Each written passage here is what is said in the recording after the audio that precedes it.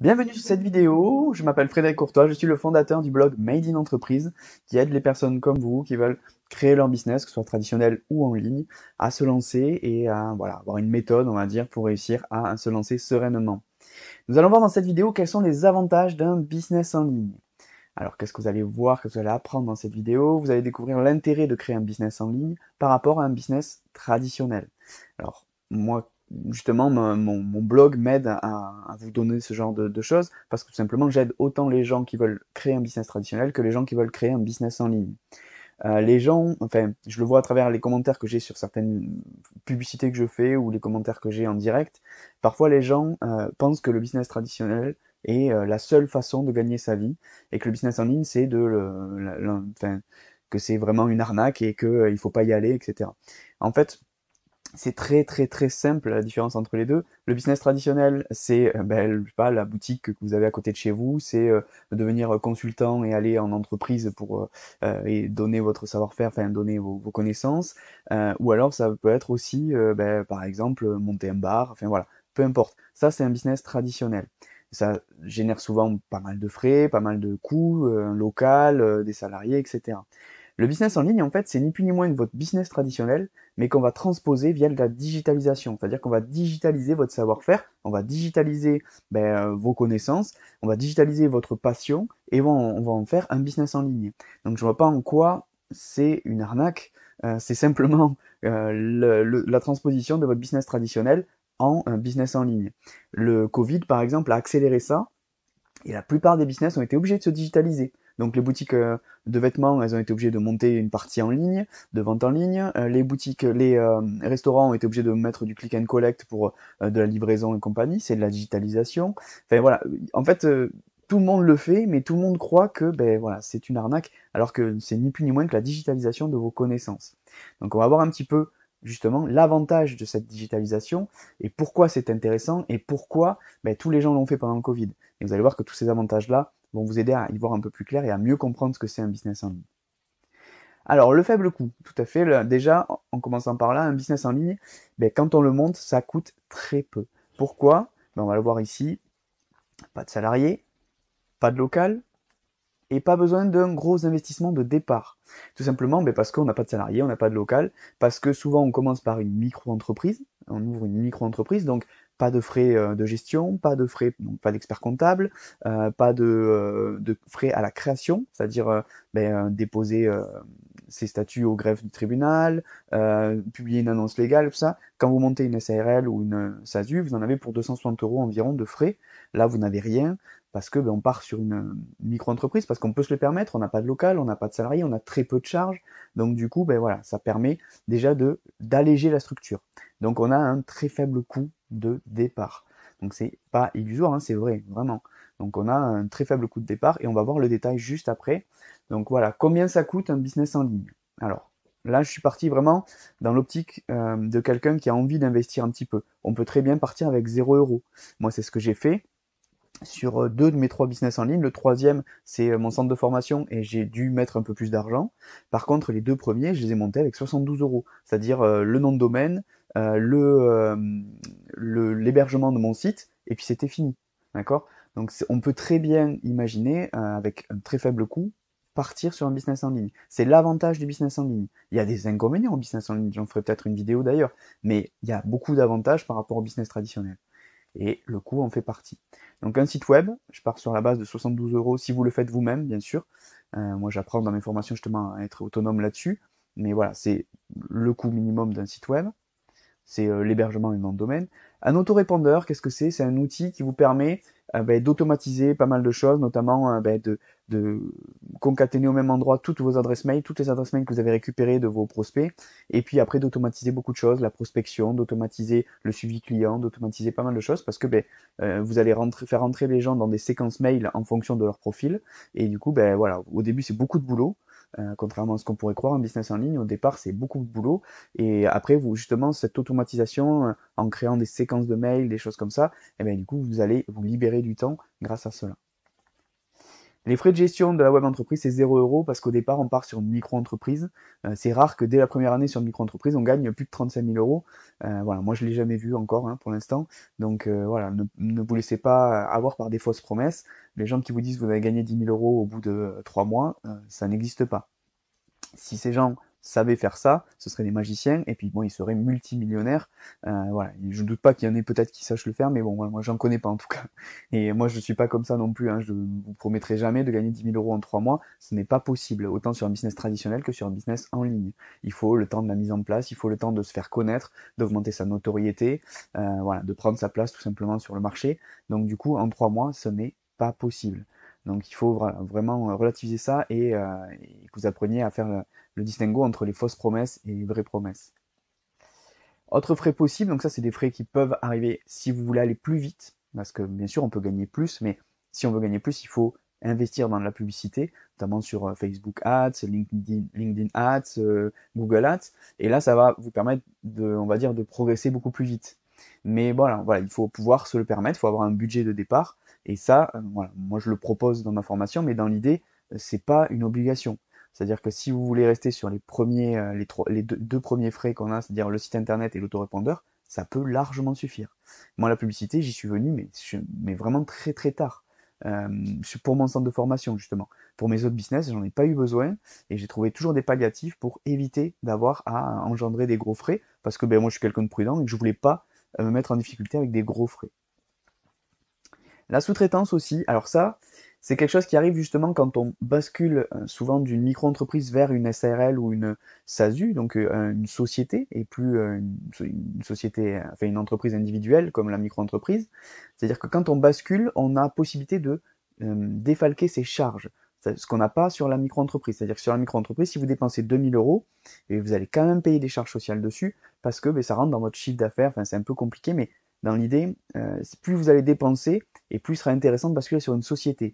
Et quand vous allez basculer sur une société, du coup, vous allez pouvoir défalquer vos charges. C'est-à-dire, si vous avez 50 000 euros de chiffre d'affaires, vous allez dépenser 20 000 euros, vous n'allez payer vos charges que sur 30 000 euros et non sur 50 000. Alors qu'en micro-entreprise, vous paieriez sur 50 000. Et là, l'avantage après de basculer sur une société, c'est que vous allez pouvoir faire appel à des sous-traitants qui vont vous libérer du temps à vous. C'est-à-dire par exemple pour tout ce qui est avant-vente, vous pouvez le déléguer à quelqu'un. Tout ce qui est par exemple, si vous êtes graphiste, les logos, vous pouvez trouver quelqu'un qui vous les fait pour 30 euros, vous les vendez 250 et vous prenez 220 au milieu. Et du coup, là, pour vous, c'est que de la marge pratiquement, et vous pouvez vous permettre de faire de la sous-traitance. Donc là, il y a des frais supplémentaires parce que vous allez donner une commission ou une marge à quelqu'un, mais dans l'idée, ça fait gagner beaucoup, beaucoup, beaucoup de temps. Donc vous avez là l'ensemble des frais que vous pouvez avoir sur un business en ligne. Donc vous voyez, après tout dépend de ce que vous voulez faire. Moi j'utilise un autorépondeur qui est System.io, je vous mettrai le lien dans la description, mais dans l'idée System.io il est pas cher et il permet même d'héberger des formations pour le même prix. Donc du coup, voilà, c'est le prix de System.io que je vous ai mis là. Mais si vous voulez un autre autorépondeur qui coûte plus cher, bon après c'est libre à vous. Moi c'est pas ce que je prône, j'essaie justement de limiter les coûts pour se dire ok, j'ai une mise de départ qui est peut-être de 260 et quelques euros parce que j'ai mon site web et mon autorépondeur à prendre, et après derrière c'est fini, je ne dépense plus rien, sauf si je veux augmenter ma notoriété plus vite, avoir une publication sur Challenge pour augmenter ma notoriété, etc. Ça c'est vraiment un choix personnel mais pas obligatoire. Vraiment le deuxième avantage, gros avantage, c'est la liberté. Voilà. Alors c'est ça qui fait, je pense, un peu que les gens ont l'impression que c'est une arnaque, mais c'est vraiment, pour moi, c'est le principal avantage du business en ligne, et c'est vraiment vrai. C'est-à-dire, enfin, à partir du moment où vous vendez des formations en ligne, même si vous les dispensez en distanciel, ce qui est mon cas à moi, hein, moi j'ai 15 heures avec chacun de mes stagiaires, et donc du coup, je ne peux pas dire que je ne travaille plus. J'ai quand même 15 heures avec chacun de mes stagiaires. Mais j'ai une liberté, c'est-à-dire que avec un simple ordinateur et une connexion Internet, je peux aller travailler dans les Landes, je peux aller travailler à Barcelone, je peux aller travailler à Bangkok, peu importe, je m'en fiche. J'ai besoin juste d'un ordinateur et d'une connexion Internet, et c'est tout. Et voilà, mais c'est peut-être ça qui fait un peu diphtonguer les gens et qui fait en sorte que ils croient que c'est de l'arnaque, mais c'est vraiment la vérité. C'est vraiment quelque chose qui est possible. Moi, je le fais, mais je suis pas le seul à le faire. Et vous pouvez le faire même en salarié, cette liberté. C'est-à-dire que vous pouvez très bien dire, je fais que du télétravail et je m'en vais à l'étranger. Je m'installe à Barcelone parce que je préfère être au bord de la plage ou j'en sais rien. Et puis voilà, vous travaillez de là-bas et votre employeur, si vous a autorisé à faire du télétravail, vous pouvez très bien le faire aussi. Donc voilà, mais le business en ligne, lui, contrairement à beaucoup de business traditionnels qui vous obligent à avoir un local et tout ça, eh bien, il vous confère une liberté incomparable. Alors il y a la liberté géographique dont je viens de vous parler, la liberté stratégique, mais ça vous l'avez aussi sur un business traditionnel, attention, hein, je l'ai mis là, mais vous l'avez aussi sur un business traditionnel. Si vous n'êtes pas associé avec quelqu'un, vous avez la liberté d'appliquer la stratégie que vous voulez. Moi, c'est ça qui m'a pesé quand j'étais en CDI, c'était de devoir appliquer des stratégies qui n'étaient pas les miennes et dans lesquelles je ne croyais pas. Donc c'est pour ça que je l'ai mis là, parce que pour moi ça a été important, je suppose que pour vous aussi, mais pour moi ça a été très important. La liberté de gestion de son temps aussi. C'est-à-dire que moi, par exemple, j'ai 15 heures à passer avec chacun de mes stagiaires, j'en accepte que 3 par mois, donc ça veut dire que j'ai 45 heures à répartir, on va dire grosso modo, sur mon mois, et après le reste, je suis libre. Je fais ce que je veux. Donc si j'ai envie de mettre tous mes stagiaires le jeudi, par exemple, voilà, je mets tous mes stagiaires le jeudi et j'en fais un peu le vendredi matin, et tout le reste de la semaine, je suis libre, par exemple. Moi, c'est pas ce que je fais parce que je préfère être tranquille avec chacun de mes stagiaires, donc j'en mets un par jour. Donc ça veut dire que j'ai 2 heures par jour. Et après le reste du temps, je suis tranquille. D'accord. Donc c'est vraiment un choix de. Après, il y a des gens dans la liberté, ils sont pas bien. Il faut être conscient de ça aussi. C'est-à-dire qu'il y a des gens, quand ils sont trop libres, eh ben, ils vont glandouiller, ils vont voilà. Mais dans l'idée, moi, ben, par exemple, ça me permet de développer d'autres business toujours. Donc voilà, je peux pas dire que je reste à rien faire sur mon canapé ou voilà, si j'ai envie de faire des choses, je peux le faire, je suis tranquille. Mais la plupart du temps, moi, j'ai quand même cet esprit entrepreneurial qui fait que ben, j'utilise mon temps pour autre chose. Et c'est pour ça que j'ai 4-5 business différents. Mais dans l'idée, vous pourriez très bien vous dire, je me cantonne à me dire, ok, ben, j'ai besoin de 45 heures de travail dans la semaine, plus les petits à côté, on va dire 10 heures de plus par semaine, pardon, par mois. Donc ça vous fait 55 heures ou 60 heures par mois. Donc ça vous fait une semaine et demie, grosso modo. Et après, le reste du temps, ben, vous êtes libre. Vous faites ce que vous voulez. Donc ça, c'est un gros avantage. Par contre, attention, pour en arriver là, pas de fausses promesses encore une fois, il va falloir travailler beaucoup en amont. Moi, j'ai fait des semaines à 60-70 heures au départ pour pouvoir me permettre après, derrière, de pouvoir avoir des semaines à 15 heures maxi, 10-15 heures par la suite. Donc il faut arrêter de croire les gens qui vous disent ok, en 3 mois, vous allez gagner 10 000 euros et les pieds sous la table, vous ne faites plus rien. C'est pas vrai. En 3 mois, vous n'avez pas le temps de monter un business en ligne, de faire en sorte qu'il fonctionne, de faire en sorte qu'il soit hyper rentable, de l'avoir réglé au millimètre près pour qu'il soit le plus rentable possible et de vous permettre de libérer du temps, d'automatiser, de scaler et compagnie. C'est pas possible, ok. Ça prend 1 an, 2 ans, 3 ans pour vraiment en arriver là. Il faut, voilà, pas de fausses promesses. Moi, je vous vendrai pas du rêve là-dessus. J'en ai marre de voir passer des choses sur Facebook et autres qui vous promettent la lune. Il y a des énormes avantages au business en ligne, mais comme tout, ben, tout travail mérite salaire, mais tout salaire mérite travail aussi. Et là, il faut travailler au départ pour pouvoir automatiser. Et après, il y aura quand même encore un peu de travail pour alimenter votre business, pour le faire vivre, pour faire des petites vidéos pour YouTube ou pour rajouter des mails ou pour. Il y aura toujours du travail pour faire vivre votre business. Sinon, il va tomber en décrépitude au bout d'un moment et vous n'allez plus rien gagner au bout d'un moment. Donc il y a forcément encore du travail par la suite aussi. Mais bon, quoi qu'il arrive, pour moi, qui ai eu un business traditionnel, parce que j'ai fait ma première boîte, c'était une SS2I, et donc du coup je gagnais 1500 euros par mois, plus ma bagnole, parce que j'avais une voiture de fonction, donc j'étais à peu près à 1008 par mois, et je travaillais à peu près 60 heures par semaine. Je faisais des déplacements qui allaient pour ceux qui connaissent, de Albi à Tarbes dans la journée. C'était super mal organisé, bon ça c'est ma faute, mais dans l'idée, voilà, je travaillais comme un fou pour pas grand chose. Et quand j'ai découvert la liberté du web, j'ai commencé par mon agence web au départ, c'est une des créations, et en fait, déjà, rien qu'à ce moment-là, j'avais déjà une liberté géographique. Par contre, je vendais beaucoup mon temps, et c'était compliqué. Donc, c'était pas un vrai business web. Et après, par la suite, j'ai découvert le blogging, j'ai découvert la formation, j'ai découvert pas mal de choses qui, eux, vous permettent de libérer du temps et de plus vendre votre temps. C'est vraiment ça, la liberté que l'on peut imaginer sur un business en ligne, c'est qu'on ne vend pas son temps. La plupart du temps, on vend plutôt son savoir, ses connaissances, via des formations en ligne, via du blogging. Moi, c'est beaucoup le blogging aussi. Voilà. Mais tout ça, on vend du coup plutôt ses connaissances. On aide les gens à régler un problème. Mais voilà, il faut arrêter de croire par contre que c'est inutile ou qu'on est là pour entuber les gens. Enfin, moi, en tout cas, c'est pas ma philosophie.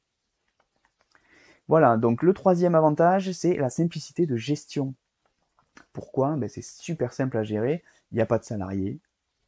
La micro-entreprise, donc il n'y a pas de TVA jusqu'à 35 000 euros. Attention, au-dessus de 35 000 euros, on commence à en avoir. Mais quand vous commencez à faire 35 000 euros, ça vous fait à peu près 2 000 euros net par mois. Après, derrière, vous pouvez vous permettre d'aller un peu au-dessus, de changer de statut et de statut juridique, de passer sur une URL ou une SASU et du coup d'être aidé après par un expert comptable. Voilà, ça fait des frais, mais ça vous permet de développer plus vite et plus fortement votre entreprise derrière.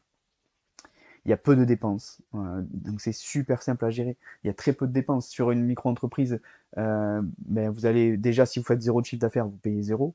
Donc ouais, il y a déjà vraiment très peu de risques.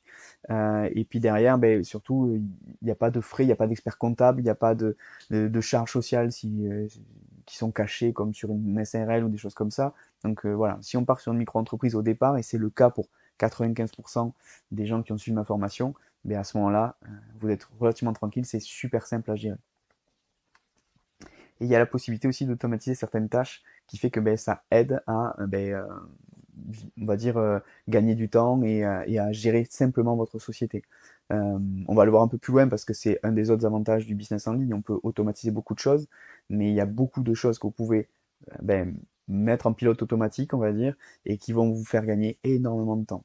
Moi, c'est ce que j'ai fait aussi. Mais ça, pareil, ne croyez pas les gens qui vont vous dire au bout de 3 mois, vous avez tout automatisé, tout est bon, vous partez et tout va travailler tout seul. C'est pas possible. On ne peut pas automatiser quelque chose qui n'a pas fait ses preuves déjà. Donc il vous faut au moins un an et demi pour faire vos preuves, pour régler votre business, faire en sorte que ça fonctionne avant d'automatiser. Si vous automatisez d'entrée quelque chose qui ne marche pas, vous allez perdre de l'argent, parce que vous allez faire de la pub, vous allez faire tomber des gens dans votre tunnel de vente, etc. etc. Et c'est très bien. Mais sauf que si votre tunnel n'a pas été réglé, eh bien, vous allez dépenser beaucoup d'argent pour faire rentrer beaucoup de monde dans votre tunnel pour vendre très peu. Donc faire attention à ça. Donc quatrième avantage, c'est la possibilité d'automatiser. Donc je viens de vous en parler rapidement, on va le détailler un peu plus ici. Qu'est-ce qu'on peut automatiser dans un business en ligne? Donc la vente, via ce qu'on appelle un tunnel de vente. Comment ça se passe en fait? Vous allez, une fois que ça fonctionne, hein, bien sûr, ce que je viens de vous dire, une fois que ça fonctionne, vous allez vous dire, ok, je fais rentrer un maximum de personnes dans mon tunnel, donc je crée un tunnel, vraiment, c'est presque un entonnoir plus qu'un tunnel d'ailleurs. Donc on appelle ça un tunnel parce qu'on fait en sorte qu'ils ne puissent pas sortir, mais c'est surtout un entonnoir. On fait rentrer beaucoup de gens dans l'entonnoir, puis après derrière, dedans, on va leur donner de l'information, on va les rassurer avec des mails ou avec peut-être des vidéos, avec des choses comme ça, pour leur apporter, répondre à leurs problématiques, on va dire, répondre à leurs objections, on appelle ça. Donc du coup, on va répondre à toutes leurs problématiques. Donc imaginons par exemple, vous êtes dans la gestion du stress, s'ils ont des problématiques parce qu'ils ont déjà essayé pas mal de choses qui n'ont pas marché, on va leur en parler. On va leur dire, vous avez peut-être déjà essayé ça n'a pas marché parce que il y a eu ça et que c'est normal. Par contre, il y a d'autres solutions qui existent. Hop, et après, derrière, on passe au mail suivant. Et le mail suivant, on va lui dire, bon ben voilà, maintenant, la solution que moi je vous propose, c'est ça. Pourquoi ça fonctionne? Paf, et bien pour ça, pour ça, pour ça. Il va avoir des objections par rapport à ça. Donc dans le mail suivant, on répond à son objection. On va lui dire, bon ben voilà, je sais que cette solution que je vous ai apportée, peut-être qu'elle vous fait peur parce que vous croyez que, eh ben non, voilà. Et c'est un peu ce que je fais dans cette vidéo-là. Je réponds aux objections que j'ai vues de gens qui se disaient, mais non, business en ligne, c'est l'arnaque, etc., etc. Ben là, je vous montre les avantages et je vous prouve que il faut du travail déjà pour y arriver. Donc, c'est pas faire attention aux fausses promesses, mais surtout que c'est réel. C'est juste la digitalisation de vos connaissances. C'est le nom business peut-être qui fait ça aussi aux gens, mais le business en ligne, c'est juste prendre vos connaissances et au lieu de les utiliser de manière traditionnelle, on les digitalise, c'est tout. Et c'est exactement ce que les gens ont fait pendant le Covid. Donc votre veille, vous pouvez l'automatiser aussi, vous pouvez automatiser beaucoup de choses. Qu'est-ce que c'est la veille? C'est rester en aware, comme disait Jean-Claude Van Damme, sur tout ce qui se passe autour de votre business. Si c'est sur la gestion du stress, vous allez vous abonner à plein de blogs, plein de réseaux sociaux, de personnes qui parlent aussi de ça. Comme ça, vous allez rester au fait des dernières techniques, des dernières tendances, et en fait, ça va vous permettre de faire vivre votre business tout simplement, de créer des nouveaux mails pertinents, de ne pas être dépassé par la concurrence, etc.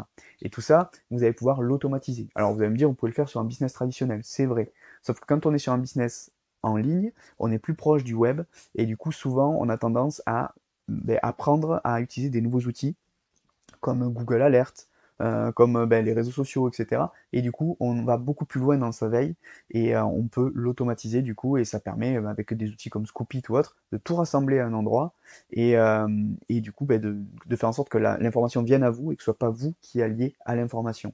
Et là, ça fait gagner beaucoup de temps. Le suivi client avec de l'emailing, de la même manière que pour le tunnel de vente, on peut faire aussi des tunnels pour les clients, soit pour les accompagner durant la formation, c'est-à-dire en disant vous devriez en être à telle étape de votre formation en ligne, moi je vous encourage à voir telle ou telle vidéo vraiment plusieurs fois parce qu'elle est super intéressante, etc. Donc soit sur cet aspect-là, soit pour leur vendre des nouveaux produits. C'est-à-dire que derrière, le client, vous savez qu'il a fini sa formation, et vous avez sorti une nouvelle formation qui peut venir l'aider en complément, mais vous allez lui proposer via un tunnel emailing. Mais ça, c'est en automatique. Parce que comme vous allez avoir vite 500 ou 1000 personnes dans votre liste email, vous pouvez plus vous permettre après d'envoyer des mails, on va dire au jour le jour comme ça. Mais est-ce que j'ai envoyé un mail à machin? Est-ce que j'ai... Non, vous allez l'automatiser ça. Parce que vous êtes tout seul et que voilà, tout seul, on n'a pas le temps qui se démultiplie, on est obligé d'automatiser certaines choses. En cinquième avantage, j'ai mis les revenus récurrents ou passifs. Ça aurait pu venir dans l'automatisation qu'on a juste au-dessus, mais je l'ai mis à part volontairement parce que pour moi il y a deux sources différentes et je vais vous expliquer déjà la différence entre les revenus passifs et récurrents. Donc le revenu passif, c'est quoi? C'est des revenus qui rentrent sans que vous ayez quoi que ce soit à faire. Sur un business traditionnel, c'est un peu plus compliqué à générer ce genre de choses. Sur un business en ligne, moi j'en ai beaucoup sur le blogging par exemple, j'en ai aussi sur la formation. Ce sont des choses qui se vendent même quand je suis en week-end ou quand je suis le soir, je dors ou quoi que ce soit, je me réveille le matin, je fais ah génial, on m'a acheté un article de blog, on m'a acheté une formation, etc. Et du coup ça m'a permis de gagner de l'argent même pendant mon sommeil. D'accord? Et ça, c'est pas une légende. Et ça, c'est des choses que sur un business traditionnel, vous ne pouvez pas faire. C'est-à-dire que par exemple, si vous avez une boutique physique à un endroit, à moins de rester ouvert 24 sur 24, la nuit, vous ne pouvez pas vendre. Là, vous allez avoir une plage de vente qui sera de 24 heures sur 24, 7 jours sur 7, 365 jours par an. Donc ça, c'est le business en ligne qui le permet.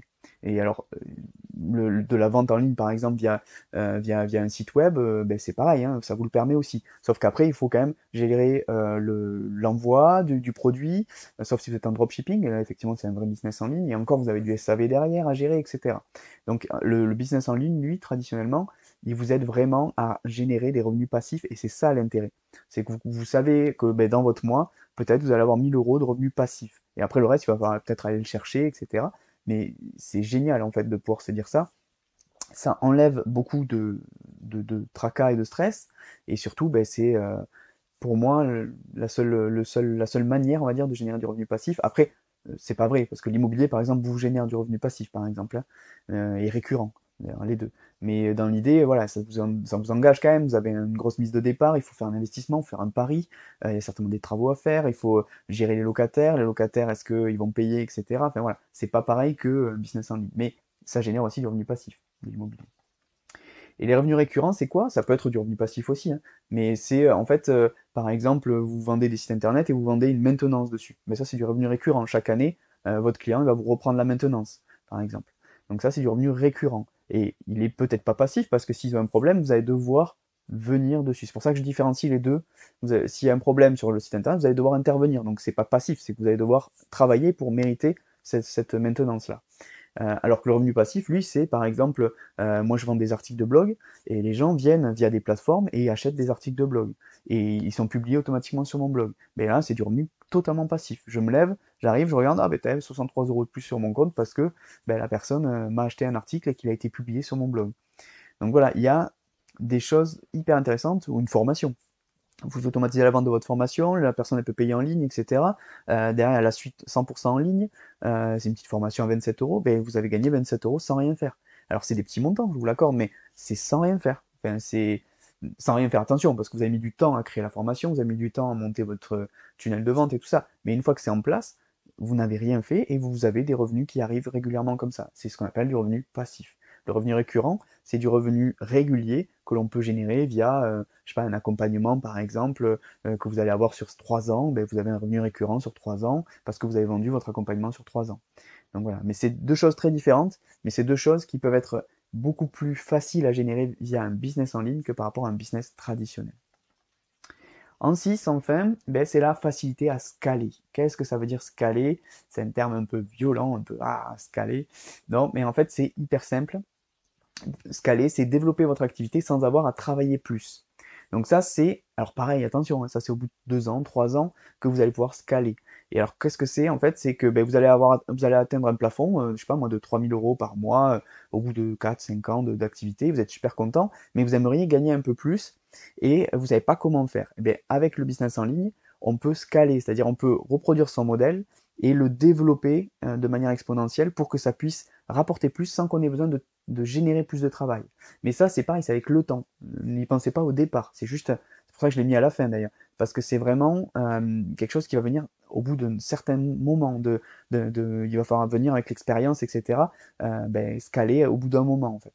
Donc ça, c'est vraiment important. Mais c'est, pour moi, le business en ligne vous permet de le faire plus facilement que le business traditionnel. On peut le faire aussi sur le business traditionnel en employant des gens. Donc on peut se dire, ok, ben moi j'emploie 3 salariés de plus, ça me permet d'accepter 5 contrats de plus, et moi, ben, pendant ce temps-là, je fais que de la gestion et j'ai scalé. D'accord? Ça, c'est, voilà, ça fait partie de ça.